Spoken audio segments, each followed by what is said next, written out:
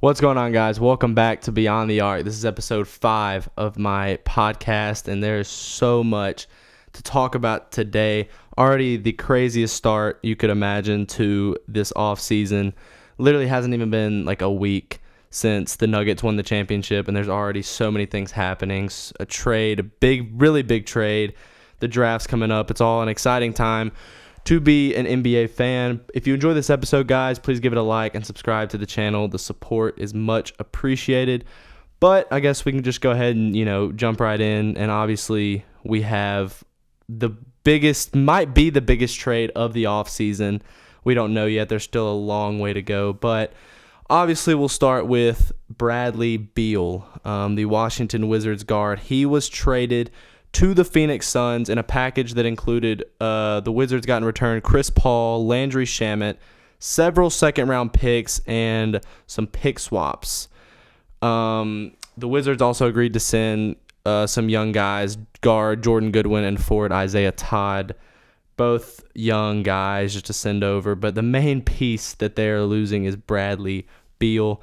So many things to unpack with this trade. Obviously, to start, Bradley Beal, you'd heard reports early into the offseason that, Wizards would hear all the trade pieces and all the, specific things that, they might trade.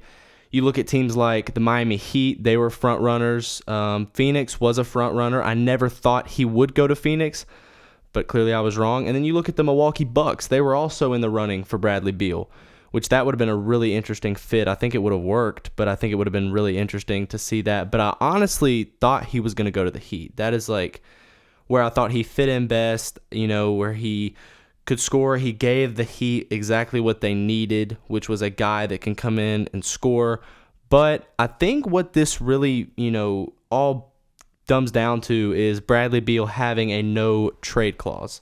And, few NBA players in history have had no trade clauses. You look at the list: David Robinson, John Stockton, Tim Duncan, Kevin Garnett, Dirk Nowitzki, Kobe, LeBron, Dwayne Wade, and Carmelo Anthony. And then Bradley Beal.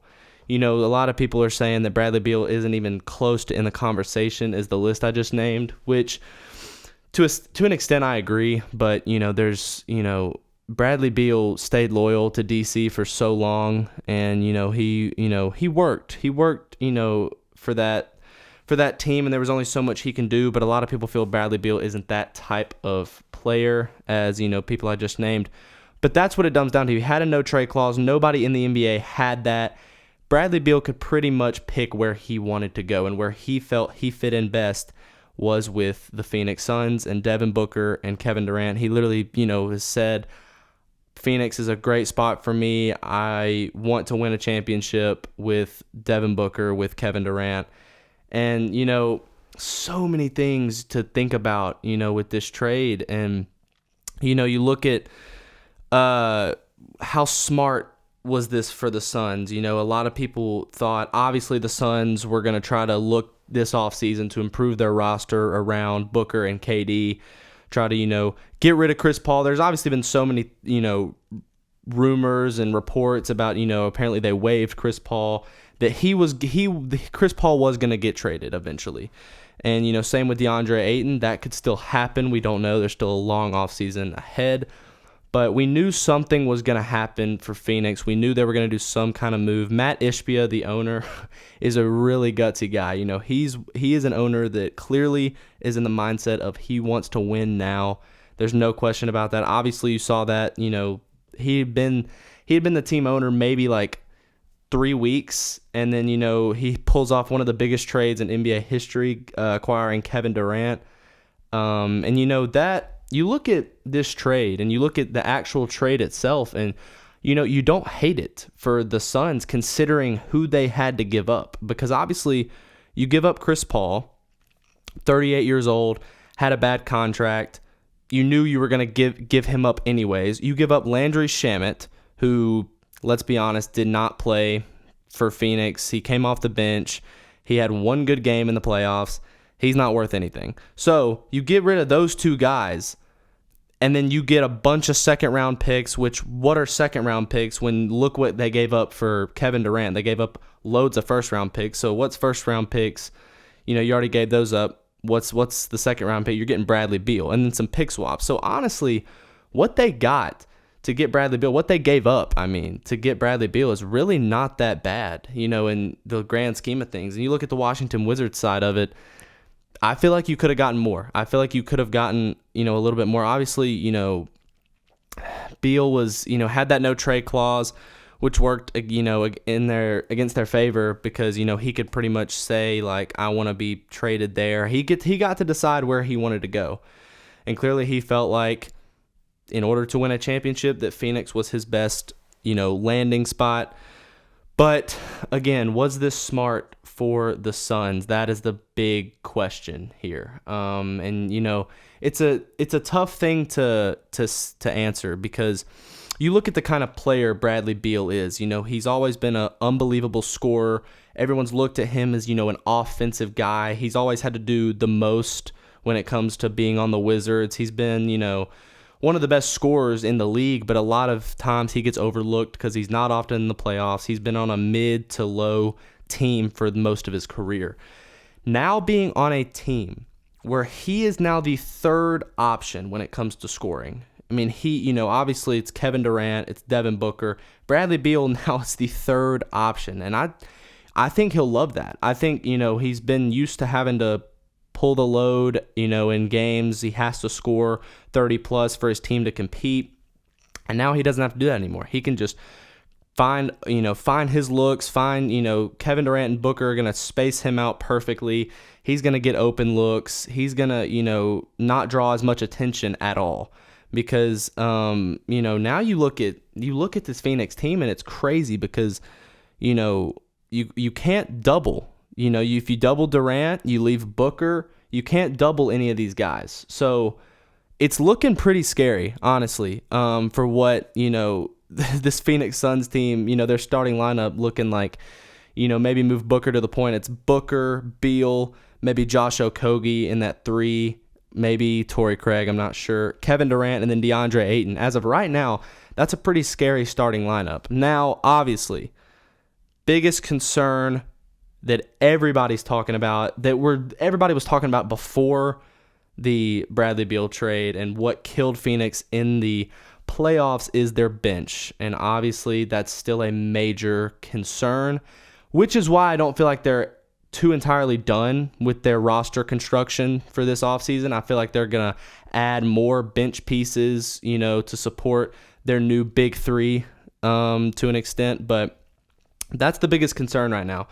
And there's different opinions about it. Colin Cowherd recently said on his, show that, bench really doesn't matter, which he kind of went back and forth on that. But he said that, he loved it. He loved the trade. He loved Beal, Durant, and Booker, the idea of that being on the court at one time. And then, you have guys like,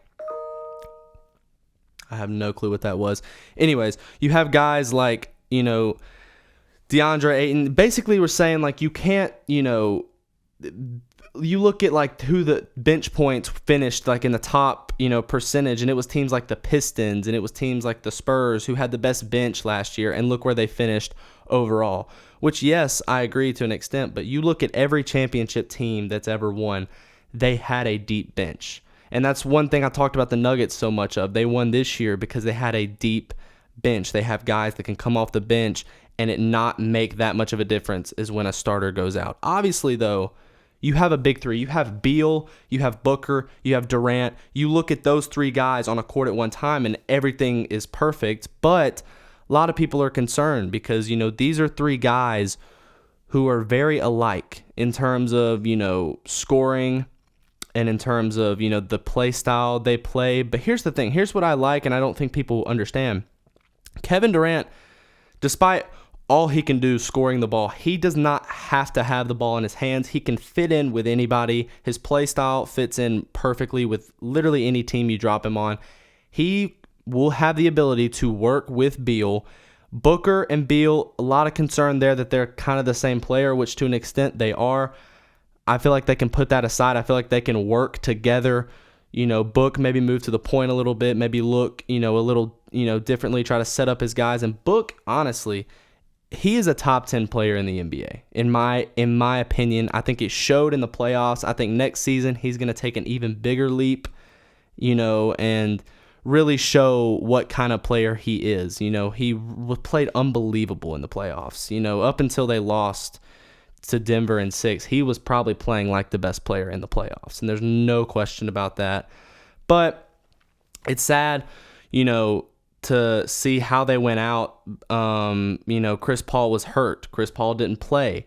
Another reason why they wanted to, get rid of him in the first place, and that's another big topic we got to talk about, is injuries, because obviously everybody knows Kevin Durant is very injury prone. The man cannot stay healthy a full season. He always tends to get hurt around the All-Star break. I don't think he's played in an All-Star game since like 2018.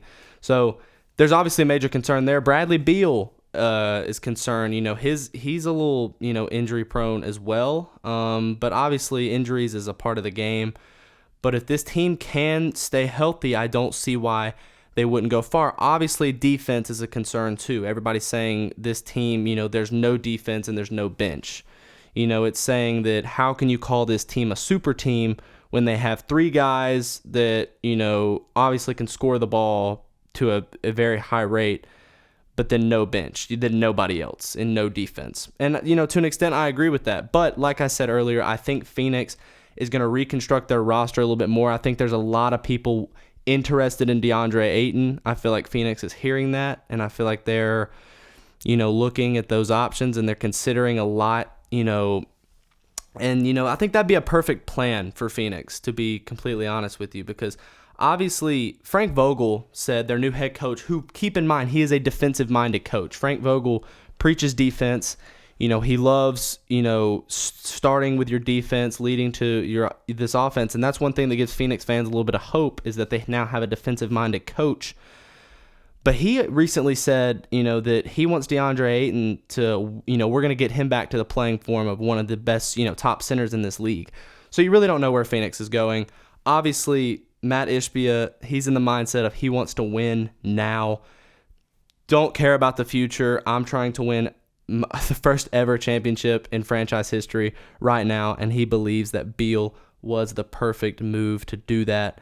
So, a lot to be talked about there. Obviously, a lot of people are comparing this big 3 to KD's big 3 in Brooklyn, which I don't think that's a fair comparison, to be honest, because obviously you look at that Brooklyn trio who literally played a total of 16 games together. Kyrie, James Harden, and Kevin Durant played a total of 16 games together over however long they were together. They made it a playoff series, and then they played the Milwaukee Bucks in that conference semifinals, got up 2 games. James Harden goes down. No, James Harden went down before the series. Go up those 2 games on Milwaukee. Kyrie goes down in game 3. It's on Kevin Durant's shoulders. He takes them all the way to a game 7. His toe is on the line, and Milwaukee ends up winning the championship that year. A lot could have changed, with that. Brooklyn stays healthy. A lot of people say they would have won the championship that year, and we'd be, having a completely different conversation. I doubt Durant is even on the Suns if that happens. But that's why I think that this is a lot different from, the Brooklyn. We didn't really have enough time to judge how that big 3 went down. Obviously, it was a disaster. James Harden moved on to Philly. Kyrie asked out last year, then got traded to last season, got traded to the Mavericks, and then Kevin Durant ended up getting traded. So the big 3 disbanded. It was a disaster, and a lot of people are thinking this is what's going to happen. A lot of people are like, this is the same as the Nets' big 3, which, to an extent, ignore my dog going absolutely berserk. I don't know what she's doing, but again, this is like a weird, thing, because you look at Brooklyn's big 3 and it's like, well, they're 3 offensive guys. James Harden's been known for terrible defense. Trust me, he's been known for terrible defense. Kyrie, offensive guy. Kevin Durant, offensive guy. Now they can, play defense, but they've been primarily offensive guys. You look at this new big 3 in Phoenix, it's the same thing. Devin Booker, Bradley Beal have 2 very similar playing styles, and then they're playing with guys like Kevin Durant. So it's tough. It's a tough thing to, Judge and, a lot of people have doubts. So many people are saying, wow, they did all this. They traded Bradley Beal to still lose to Joker in the second round. And, it's tough. I don't know, there's a lot of different. Kendrick Perkins came out and said Phoenix is the front runner in the West, and there's no question about it. So it's a lot, honestly, in my personal opinion, it's just so tough. I really can't wait to see how it all unfolds because there's so much to think about when, does this really solve Phoenix's problem? Their problem was their bench. Their problem wasn't star power. It was their bench and defense to an extent. Obviously, Phoenix is going to outscore anybody they play. That is no question. They're going to outscore you. No question. You have Bradley Beal, Devin Booker, and Kevin Durant on the same floor. They're gonna get their shots. They're gonna get their offense going. But can they defend? Can they not give up 130 a night? Can they have guys come off the bench to produce, to get shots, to get turnovers, stuff like that? And that's still a lot of things I think they need to fix. This isn't a championship team right now. With Bradley Beal, this isn't a championship team right now. They need a bench. And, a lot of people are like, well, who needs a bench when you have Beal, KD, and Booker? You need a bench. And that's, you look at, a lot of people are talking after Beal got traded about Kevin Durant, his big threes that he's had in his career. Oklahoma City, he had Westbrook and Harden, even though Harden really wasn't, he was a sixth man of the year at that time, so I don't really know how that was a big three. But you look at Golden State. Golden State's big three of Kevin Durant, Klay Thompson, Steph Curry. Mainly Steph Curry and Kevin Durant. Klay Thompson was an all-star. Yes, okay, sorry. Big three. Klay Thompson, Steph Curry, Kevin Durant. You look at who they had around them. Draymond Green, Defensive Player of the Year multiple times. You look at guys like Andre Iguodala, who could come off the bench, was a Finals MVP at one point. That's coming off the bench for your team. Look at guys like Sean Livingston, who was a mid-range maestro. You knew every time he was shooting a mid-range shot, that shot was going in. You look at guys like that, and these are solid bench players. They had a true dynasty over there. The players they had coming off the bench, people were taking that was a true super team because of they had guys around them on, the bench that were helping them out. You look at this Phoenix team, and you even look at the Brooklyn team. It's not the same as this Golden State team was. The Golden State, they had almost like a culture of, everybody on the team was important and every single person on the team mattered. And it's not like that right now in Phoenix. Obviously, they just don't have a good enough bench. And, maybe they get to first round, second round and not have to worry about it. But if you get deep in these playoffs, you need a bench. And that is, apparent, and everybody knows that. But again, I guess my final thoughts on this Bradley Beal trade, it's crazy. I did not expect it at all. I was shocked by it. I thought Bradley Beal was going to go to the Miami Heat, but I guess now this means that, Miami should fully pursue Damian Lillard because that would literally be a perfect fit. But I don't know how Dame's feeling. There's been so many conflicting reports. People saying now that he's wanting to remain in Portland and build a championship level team around Portland. It's not going to happen though. I just don't understand his mindset on that. A lot of people are criticizing him now for being loyal. And it's just frustrating because as an NBA fan, I love Damian Lillard. I want him to go somewhere where he has the opportunity to win a title. Portland is not that place. I don't know if he knows that or not, but Portland is not that place. They haven't been that place. I don't know if he's so in the mindset of, I just want to stay here. I want the championship level team to come to me, but it's just not. And, I think Portland needs to do Damian Lillard a favor and trade him. And, I think Miami is such a perfect fit for him too. Literally perfect fit. Working with Jimmy Butler. He already said he loves Bam Adebayo. I just think that'd be a perfect fit. Maybe send Tyler Hero, Duncan Robinson, a bunch of picks, and the Heat, go into that win now mode as well as Phoenix. But who knows what's going to happen with the Dame Lillard situation. But looking into, this Beal trade, for what they got him for, I like it. I don't know exactly how it's going to mesh. It's all so tough to tell. So many, I would say probably 85% of people right now think this is a disaster. Why would Phoenix trade, for Bradley Beal? Bradley Beal doesn't solve any of your problems. To an extent, I agree with that because he really doesn't. But then, you think about it, and it's just like, how can you be so negative when you have Devin Booker, Beal, and Kevin Durant on the court at one time? There's only so much wrong that could go with that. So I think, honestly, if Phoenix retools more, maybe trades DeAndre Ayton, maybe, add a few more bench pieces in there, defensive players, I think this could be a very dangerous team and could be potentially the front runner in the West. They obviously moved in the title odds to second, tied for second, I believe. The Nuggets are still in first to repeat, but they moved in second, I believe, tying the Milwaukee Bucks. So, going to be interesting to see what happens and what else Phoenix does this offseason, but that might be the biggest trade of the offseason, is that Phoenix move.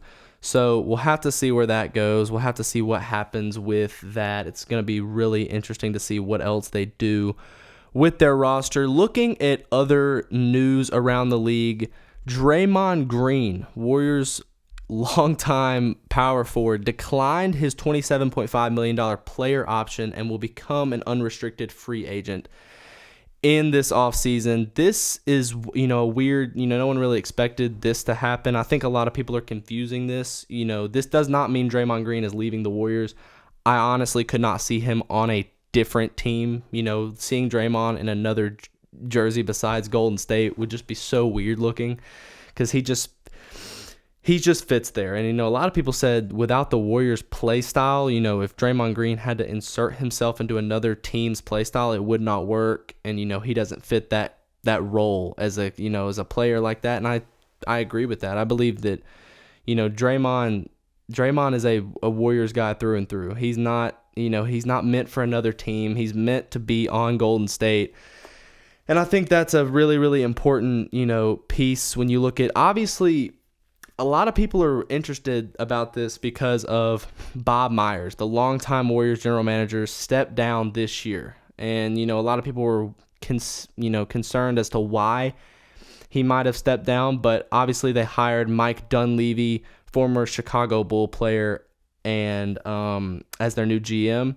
And he's already talked about how he wants to keep Draymond. He doesn't want Draymond going anywhere. And again, like I said before, declining a player option and becoming an unrestricted free agent does not mean you're leaving the team. It just means that he could possibly rework his contract, sign another deal to extend his time with Golden State. And I couldn't imagine he would want to finish anywhere else in his career. I think he's already said that he wants to remain a Warrior for life. He wants to finish his career with Steph Curry, and proving the dynasty isn't over. I don't know how I feel about that.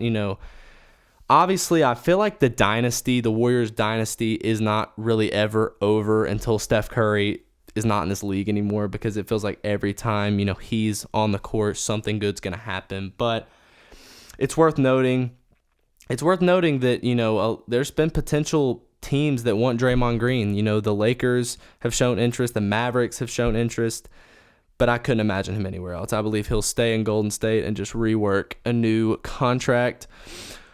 Mike Dunleavy, what he's done, he's already said that he wants Jordan Poole to remain in Golden State. They said he want to rework his contract for at least another 4 years. I feel like that's really, really interesting because, Jordan Poole had a disastrous playoffs. He played, so much worse than he did the playoffs the year before. In the playoffs the year before, he was making crazy shots. He was driving. He was creating offense, being that true good backup point guard for Curry. And this postseason was just, a complete disaster. He played, shockingly bad. Wasn't even hitting the rim on some of his shots.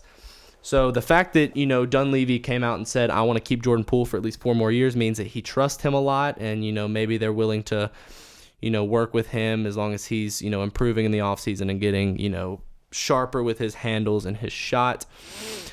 Next big topic that actually happened before the Beal trade, before everything, was the Ja Morant situation. Now, obviously, during the season, about right before the postseason, there was an Instagram live that went out of Ja Morant holding a gun.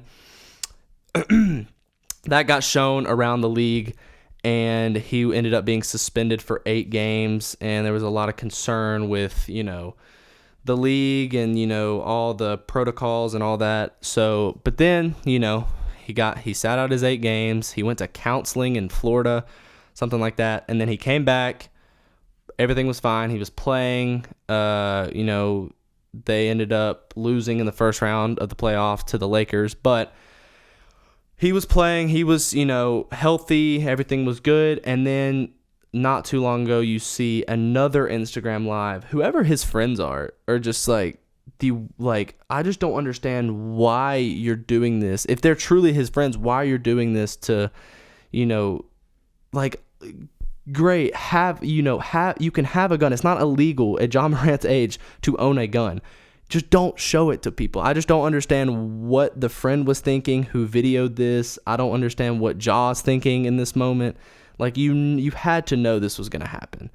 But he's shown again with another gun in his hand on another Instagram live, and then it just goes into this big, what's going to happen. There's obviously going to be a lot that happens with him, and they didn't announce it until after the finals because they didn't want all that drama to happen. They just wanted it to focus on the finals and for that to just be the main thing happening. But they came out after the finals and said that he will be suspended for 25 games to start the next season. And originally, I didn't think it was that bad. I thought, hearing some reports, I thought it was going to be a lot worse than just 25 games. But 25 games was it. And then after this happened, the NBA Players Union just freaked out. They said this punishment was excessive. It was not right for the league. They said, they should look into this more. And then now a report came out recently that said Ja Morant's camp believes that, the NBA is targeting him and that, there's unfair punishment against Ja because they, feel bad. All this crazy stuff that's happening. And I think their camp, the Ja Morant camp, is going to investigate that a little bit more to see, if the NBA has something against Ja Morant, which I don't think necessarily it does. I just think that, it's just a terrible time for all this to happen. Ja Morant is someone, a lot of people look up to. He's one of the young, promising, one of the most craziest athletes. The dunks he does in games are just insane. So you never want to see a guy, have this kind of situation happen. Hopefully Ja Morant will learn from his mistakes and improve and get better as a human. Obviously, he's a fantastic basketball player, but he needs to focus on off-court stuff before he can even begin to worry about on-court things and, next season. But that obviously plummeted the Grizzlies, chances to win a title. Obviously, he'll be back, early in the season, but it's just, it's tough, having your main guy be out for the first 25 games of the season. A little late start to get him going. That's never what you want to happen.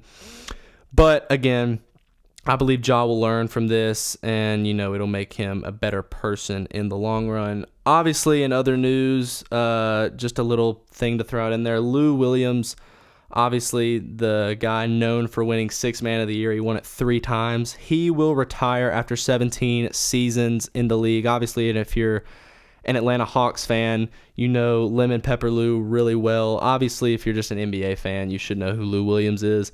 But he will retire after 17 seasons. He had a pretty good career, but he never could win a championship, which is sad. But, things happen. Things happen like that all the time. AI never won a championship, but AI is also a very good, much better player than Lou will. Anyways, looking at the future now for this offseason, I've obviously talked about the Beal trade, the Draymond situation, the Ja Morant situation, the Damian Lillard situation. One thing that is coming up, and I can't wait, is the NBA draft. Obviously, there's no secret who's going number 1 overall to the San Antonio Spurs. It's Victor Wembanyama. Can't wait, to see him. There has been so much talk about this dude, this 7'4", 7'5", I don't even know how tall he is, dude from France, who just looks like the next generational talent. There hasn't been this much talk about a prospect since LeBron James. Genuinely, there has not been this much hype around a certain basketball player than LeBron James. And, I can't wait to see what he does. Obviously, there's no question he's going number one, and I can't wait to see what he does in San Antonio. I can't wait to see what, Greg Popovich does with him because, obviously it's a perfect place to go. Obviously, San Antonio is they're not going to make the playoffs or anything, but it's a good start. It's a good start to take him to a team where, he's going to be surrounded by a fantastic coaching staff who is going to get him in the right position to start his career and to continue, playing at a high level for the start of his career. And then you look at the second overall pick, it's kind of a wild card. Obviously, right now it's projected to be Scoot Henderson. Obviously, the second overall pick is the Charlotte Hornets, and then the third is the Portland Trailblazers. Obviously, there's been a lot of talk about Portland possibly trading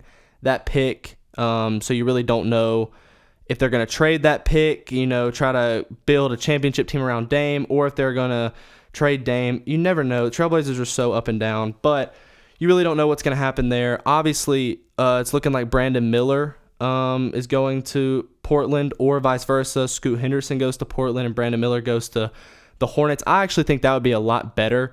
I think Brandon Miller would fit a lot better on the Hornets than Scoot Henderson would. I believe the Hornets are guard heavy and they need, a forward. They need a bigger guy. I think the Hornets should draft Brandon Miller from Alabama. And then you look at the 4-5. Right now it's projected to be the Thompson brothers from Overtime Elite.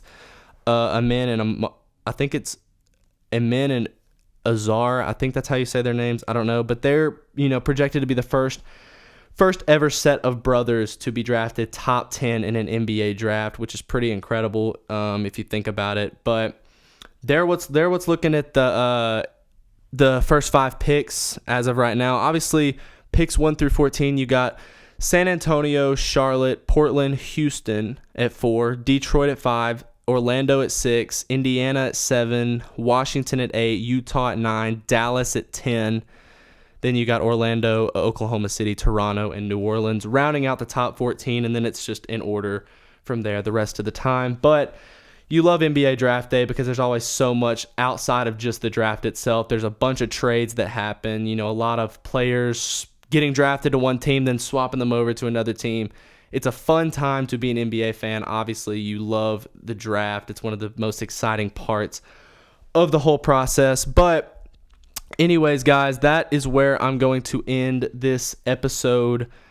Thank you guys for watching. Obviously, the draft is in a couple days. I'll be making a podcast right after that to talk about what all has happened since then. There could be more stuff happening, today, draft day, and then, after draft day, there's going to be a lot of things happening. I can't wait to see what all happens. But if you enjoyed this video, please give it a like and subscribe to the channel. I'll be back after the draft. Go also check out episodes 1 through 4. The support is much appreciated. I'll be back after the draft to see what all's happened. Thank you guys for watching this. See y'all.